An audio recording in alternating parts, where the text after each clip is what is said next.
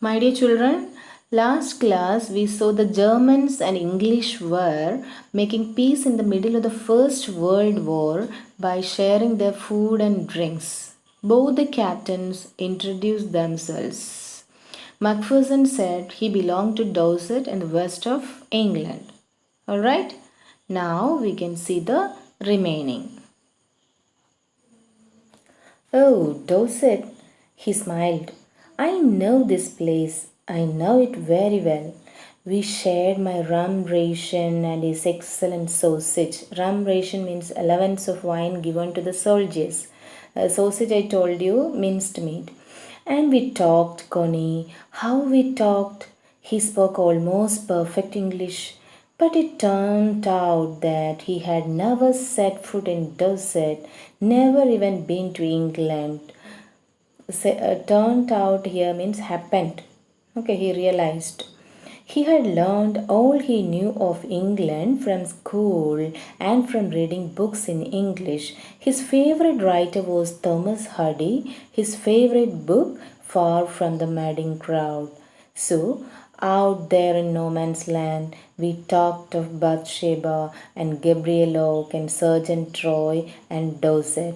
Bathsheba is the heroine of Far from the Madding Crowd, Gabriel Oak hero, and Sergeant Troy villain of the story. Suggested reading Far from the Madding Crowd. You are supposed to read it. Okay, the novel by Thomas Hardy. He had a wife and one son born just 6 months ago. As I looked about me, there were huddles of khaki and grey everywhere, all over no man's land, smoking, laughing, talking, drinking, and eating. Hanswolf and I shared what was left of your wonderful Christmas cake, Connie. He thought the marzipan was the best he had ever tasted. Marzipan here means a sweet covering on a cake made from sugar, eggs, and almonds. Okay, I agreed. We agreed about everything, and he was my enemy. There never was a Christmas party like it, Connie. See the explanation of this paragraph? Hansford smiled and said he knew Dorset. Okay, actually, he had never been to England, but he knew perfect English. His favorite writer was Thomas Hardy. His favorite book was Far from the Madding Crowd. It was from there he had learned all about Dorset. In No Man's Land, they talked about Bathsheba, Gabriel Oak, and Sergeant Troy, the characters of Far from the Madding Crowd. Okay, Macpherson shared with Hanswolf the Christmas cake his wife had sent for him. Hanswolf said that the marzipan was the best he had ever tasted. Really, it was a wonderful Christmas party for them. Understand? See next paragraph. Then someone, I don't know who, brought out a football. Greatcoats were dumped in piles to make goalposts. Greatcoats here means long heavy coats. They arranged long heavy coats as goalposts, and the next thing we knew, it was Tommy against Fritz out in the middle of no man's land. Hanswolf and I looked down and cheered, clapping our hands and stamping our feet to keep out the cold as much as anything. There was a moment when I noticed our breaths mingling in the air between us. He saw it too and smiled. Jim Macpherson, he said after a while, I think this is how we should resolve this war. A football match. No one dies in a football match. No children are orphaned. No wives become widows. Orphaned here means became orphan.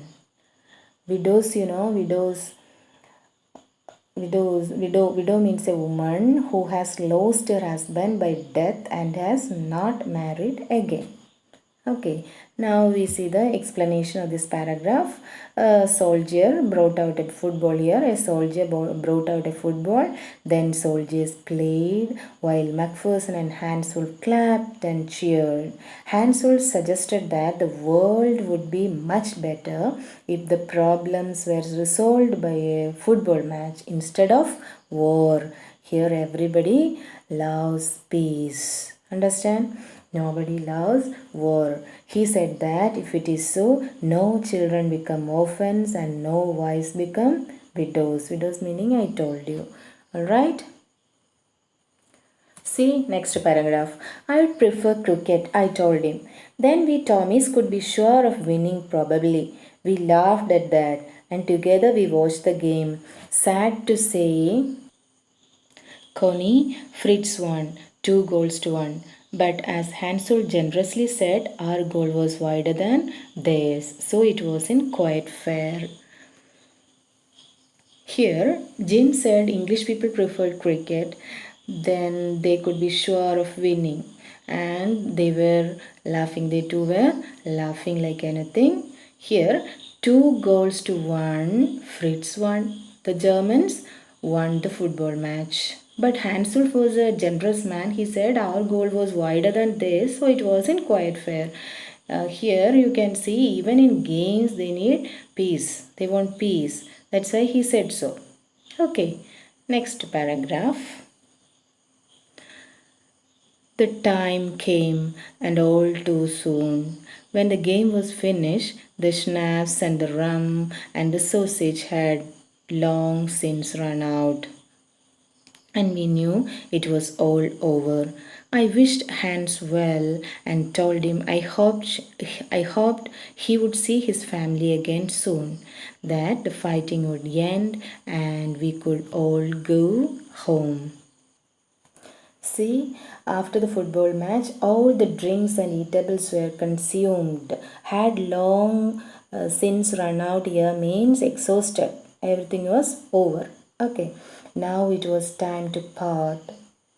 Hansel saluted Macpherson and walked away slowly and unwillingly. See the next paragraph? I think that is what every soldier wants, on both sides, Hansel said. Take care, Jim Macpherson. I shall never forget this moment, nor you. He saluted and walked away from me slowly and unwillingly, I felt. He turned to wave just once and then became one of the hundreds of grey-coated men drifting back towards their trenches. So they were parting and they were shaking hands and going unwillingly. They wanted to be together and all grey-coats were going back to their trenches. Okay. Next paragraph. That night, back in our dugouts, we heard them singing a carol and singing it quite beautifully. It was Stille Nacht, Silent Night. It's a German song. Okay, Stille Nacht, German song. That is Silent Night. Our boys gave them a rousing chorus of While Shepherds Watched. That is English song, carol.